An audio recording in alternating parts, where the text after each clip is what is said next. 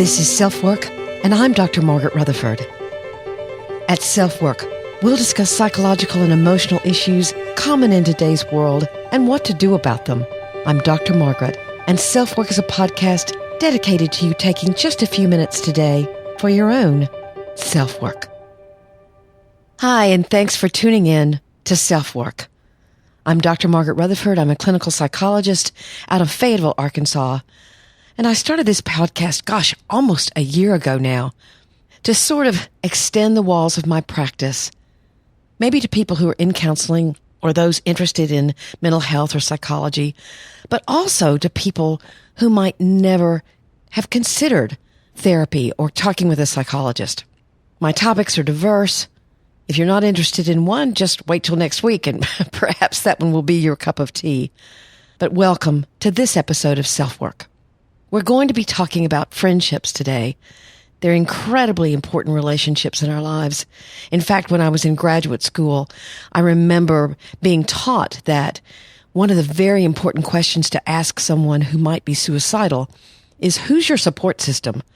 And if they said no one really, then your alarm bells really went off, because that support system was extremely significant in their healing and their safety. But I can't start today without first speaking directly to the people whose lives have been touched by either natural tragedy and trauma in the recent weeks and months, and now by this mass shooting in Las Vegas. News of that is coming in as I record this podcast. Trauma and tragedy happen every day. I know, I'm a therapist. I hear about it. But these kinds of things where so many people's lives are affected, obviously, not only get our attention, but are hard to comprehend in just how difficult the lives of the people who are touched by natural disaster or a crime such as this, how those people's lives are affected. So please reach out to people to talk about it. One of the most important things about handling trauma, about handling sudden, unexpected change and grief, is to express yourself, is to try to reach out and get help, talk about what's going on with you, what your feelings are, what your losses are. Also, it's important to know that if you've had this kind of loss in the past, that you can be triggered by such tragedy happening to someone else. You can have nightmares, you can have flashbacks. So please, all of you in the hurricane-affected areas, or by this incredibly vicious act against innocent people, please know that you're being thought of and cared about. Many of you listening to this may not have been alive in the 1980s, but there was a song called That's What Friends Are For. It actually was written by Burt Bacharach and Carol Sager for a movie of the time, but it was recorded by Stevie Wonder and Elton John, Gladys Knight, and Dionne Warwick. It was a huge hit. The lyrics were, "Keep smiling, keep shining, knowing you can always count on me. For sure, that's what friends are for. For good times and bad times, I'll be on your side forevermore. That's what friends are for."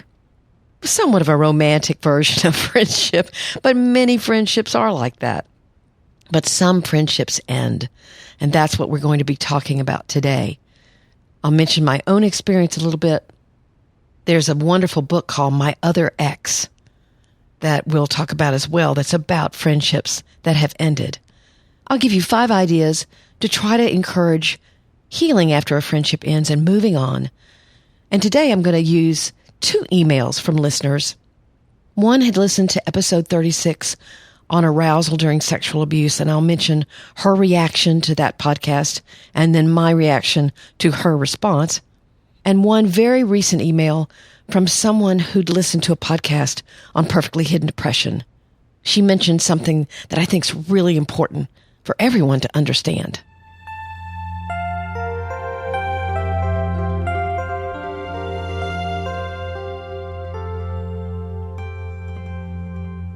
You know, there are friends in your life with whom you just simply click. I'll never forget walking in to the room next to mine, and here was this blonde girl who had spent her summer in Iran. I walked in with my guitar and my Farrah Fawcett curls, and I had no clue that this would end up being one of my best friends, and yet we clicked. As different as we were, we clicked. When that happens, you both sort of slide into this seamless relationship of laughter, confidences, lots of contact, and somehow you'll know this is going to last forever, come thick or thin. And the bond can grow deeper as other relationships come and go and children come along, careers are molded. Maybe there are even miles between you.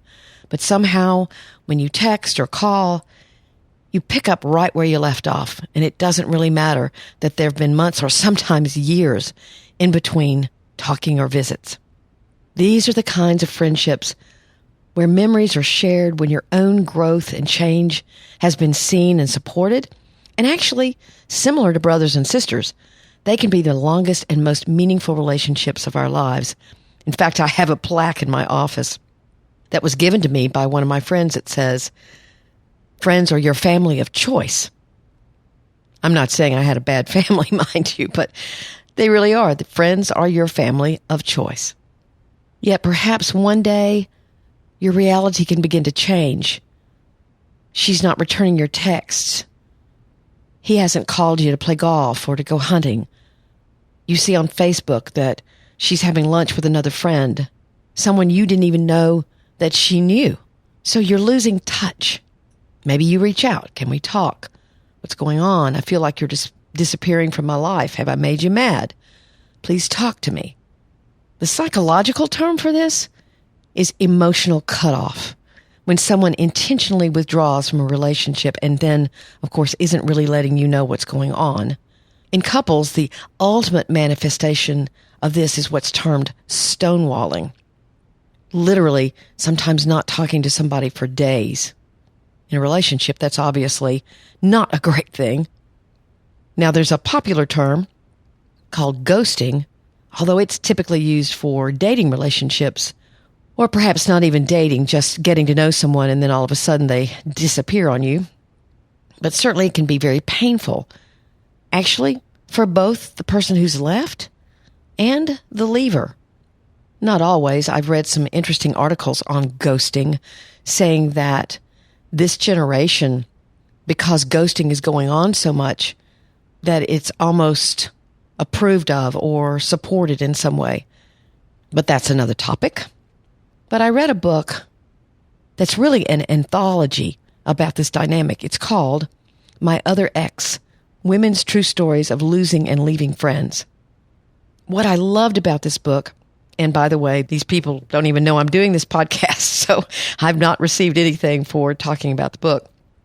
What I really liked about it was the fact that they had essays in the book written by both the person who left a really good friendship and the person who was left. So you got a true sense of what it was like to be either.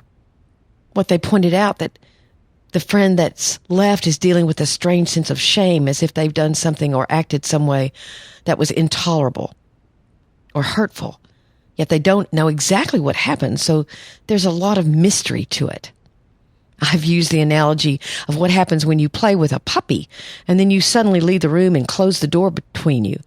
The puppy will sniff around at the door and in a minute begin scratching at it, to get your attention, to try to regain the wonderful time that was being had. That's what can happen when you leave. The person that's left is left scratching at the door, furiously, and then maybe even tearfully. Now, this book is talking more about women's friendships. It would be interesting to have the same kind of conversation, actually, with men. When their friendships end, how do they interpret that? I'd love to hear from some of you who might want to comment on that, actually. A term I often say is, if I could get out that therapeutic magic wand, I can imagine a world where two friends could sit down and talk about what, for one of them is, at least, is a desired closure of their relationship. Those reasons could be shared, yet not too many people really have the ability to do that. It would be hard. It would take a lot of energy. And perhaps that kind of energy, one person's already decided they don't really want to expend that kind of energy on the relationship anymore.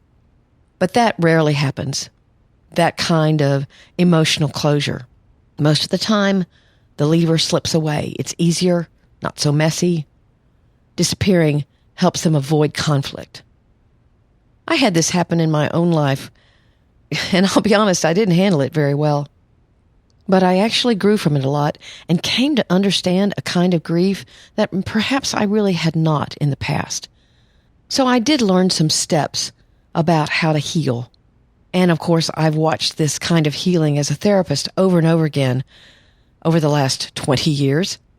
So we're going to talk about 5 steps of healing from friendships ending. Oh, by the way, I'll have the link to my other ex in my show notes if you'd like to take a look at it. One of the first steps is to refrain from social media or just get off for a while. It is so tempting, if not downright seductive, to watch your ex-friend from the safety of Facebook or Instagram.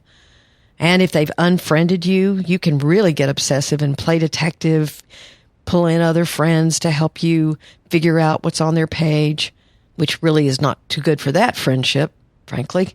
And all that detective work, all it really does is to prolong your own grieving and increase your sense of being replaced in their life. That's a different kind of grief when something's over and then when you're replaced or you feel replaced. That can really hurt your own sense of worth. So when you're getting on social media and looking at new things they're doing, then you are, in many ways, you're being really self-destructive. The second idea is to focus on creating fresh experiences and relationships in your own life. Now, this can be hard if you have mutual friends.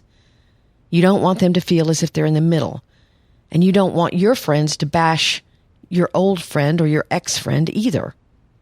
He was your friend for a long time, or she was, and bashing them will get you nowhere. So you really want to be proactive. You want to look for relationships, activities, experiences unrelated to you and your ex-friend. It can feel like you're starting over, but with time, those relationships will also have the patina of time on them and will become very important to you. My best friend now is someone who I didn't even meet until I was in my late 30s. So those friendships can become wonderful, supportive relationships. Here's the third idea. Do some writing and thinking about what the friendship meant to you that will not be affected by its end. What does this mean? What was the friendship's long-term value to you? Whatever inherent gift did that relationship bring to you that will always be yours? The friendship that ended for me, she taught me how to dance. Now, I'm not a great dancer, but when I was a teenager, I used to just mimic the people next to me, and she would say, "Stop that, you look stupid." So she taught me how to dance, and I'll always be grateful for that. And as I said, what can you even learn from its ending? Well, maybe I needed to grieve like that, so it was a good thing for me to experience. So doing some writing about what that friendship meant to you that will always be present in your life. What did you learn about yourself? What did you learn about life? Asking questions like that. Here's the fourth thing to consider. Maybe there was something you didn't want to see from the very beginning, or that you'd stayed in denial about. For example, were you more of the giver from the beginning? Did you both avoid conflict? Or did you avoid seeing something that was right in front of you because you didn't want it to be real?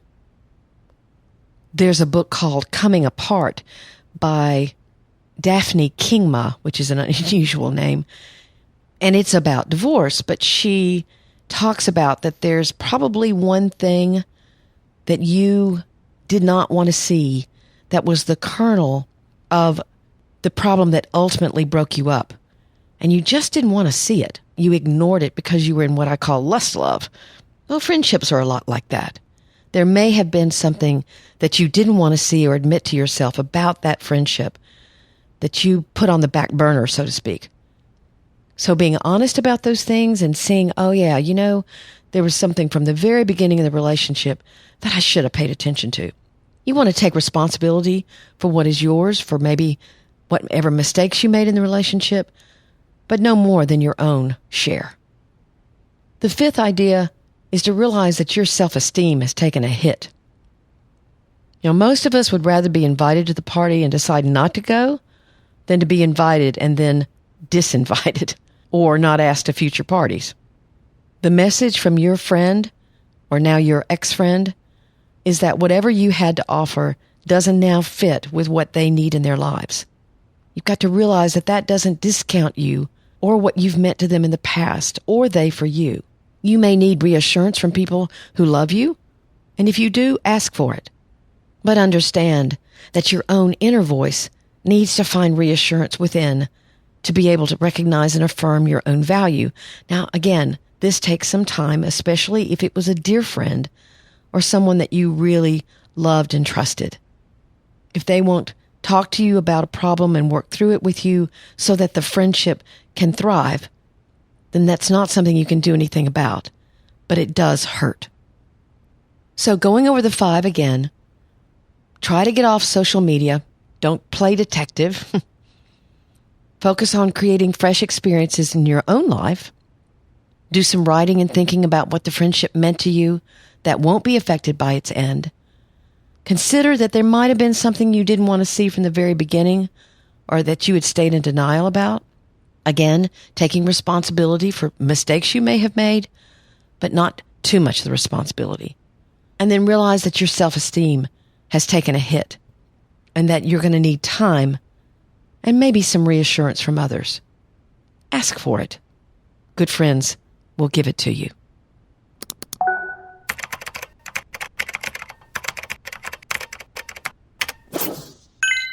Our email from a listener is about episode 36. I almost didn't record this podcast because I thought, I'm not sure that I can explain this topic well enough in a 25 minute podcast, but I decided it was important. It's on sexual arousal during sexual abuse, which happens more than you know. Our bodies respond.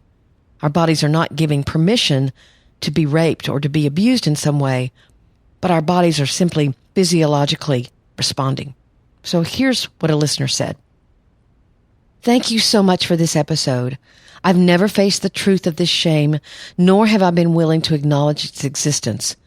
While I've gotten to a place of peace with being sexually abused, my lack of connection to this part of the abuse has kept my whole life from being healed, not just my head and heart. I mistook my inability to allow arousal during intimacy to being about control. This episode helped me realize that it is or was this shame that has kept me shut off from vulnerable intimacy. My marriage dissolved because there was no intimacy, a pattern I thought would end with the commitment of marriage. But sadly, this only added more shame to the situation, and the cycle continued. While I wish I had found you before my marriage began to fall apart, I'm hopeful that I can now forgive myself for being unable to show up intimately with my husband. You've also given me the words to address the darkest part of my shame, which I know will help me move forward. When I got this email, I got tears in my eyes. And this was my response. I am touched deeply by your words. First, I'm so sorry you've experienced continuing shame for something that wasn't in your control. And I'm so glad that what I've learned from others was and is helpful to you. One of the questions I hear, and have asked myself often, is why couldn't I figure this out myself? Maybe I wouldn't have made that mistake, or something like that. When no one or very few talk about this phenomenon, then victims who experience it will continue to walk in shame. Thank you so much for sharing this with me. Maybe you will give the same gift to someone else, that of understanding and self-acceptance. These are the kind of emails from listeners that help me continue to find the motivation to get up early in the morning and do these podcasts. It means so much for you to let me know what a particular episode may have meant to you. You can email me at askdrmargaret@drmargaretrutherford.com. But today I also wanted to read another email because it's about perfectly hidden depression That's a topic that I have several podcasts on. The very first one is 003 and then 004. And those are so early in my podcast history that I was actually editing those myself. There's very little music. But there are others. The 9 Paths to Perfectly Hidden Depression, the 10 Characteristics of Perfectly Hidden Depression, When Gratitude Backfires is another one. So if this particular topic speaks to you, I hope you'll listen to those podcasts. Anyway, back to her email. Hi, Dr. Margaret. I just cried my way through your podcast on perfectly hidden depression after a horrible panic attack that left me in a ball on the floor of my closet. She then tells me where she's from and she's looking for referrals for people who could help with PHD or perfectly hidden depression. I have small kids, an amazing husband who need a better and more consistent wife and mother. Thank you for your podcast and for appearing on Sorta Awesome, which is what led me to your podcast in the first place. Yeah, I talked about perfectly hidden depression on Sorta Awesome. But the reason why I wanted to read this email to you is this. And I'll read my answer, which perhaps will be a succinct way of saying what I want to say. Hello. Perfectly hidden depression is a term I've coined to try to describe a syndrome that I've seen in my practice over and over. I'm sure there are those in my field who are aware of the same problem, that many people with actual depression aren't admitting it to themselves and are engaged in trying to hide from emotional pain they're carrying, whether it's intentional or not. I hope the awareness that you've discovered will help you. It sounds as if you're under an intense amount of pressure if you're having panic. If you go to a clinician presenting only with panic and not telling them whatever it is that made the term perfectly hidden depression so poignant for you, they may not understand your problem as depression. And then I go on and talk to her about the fact that I don't know a therapist in her area. But this is important because I want to make sure those of you who may identify with perfectly hidden depression realize that if you go into therapy, you have to be completely frank. Many of the people that I've interviewed who, again, have identified with perfectly hidden depression have told me that they went to a therapist and that therapist diagnosed them with anxiety, exhaustion, something like that, rather than seeing the underlying depression. But that's because they weren't telling anyone about their actual thoughts. A therapist only has the information that you tell him or her, and often you're also trying to listen to your gut about somebody. I try to do that actually all the time. But it's much clearer when someone tells me, oh yeah, I cry at night when no one knows, or whatever it happens to be. So if you identify with perfectly hidden depression and you're thinking about therapy, realize your therapist is not a mind reader. You have to be as clear and honest as you potentially can be in that moment of your life.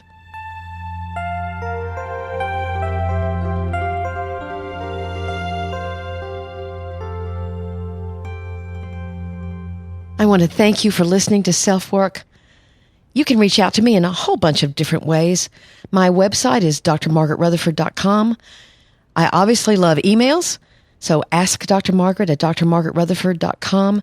That is confidential. I'm the only one who sees those emails, and I will answer you.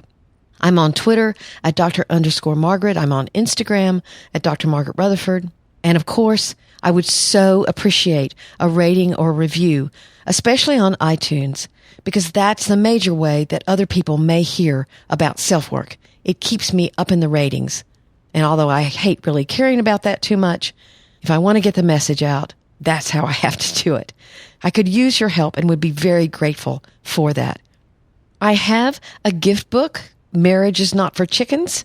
And when I say a gift book, that's exactly what I mean. It's a book that's meant to be given as a gift.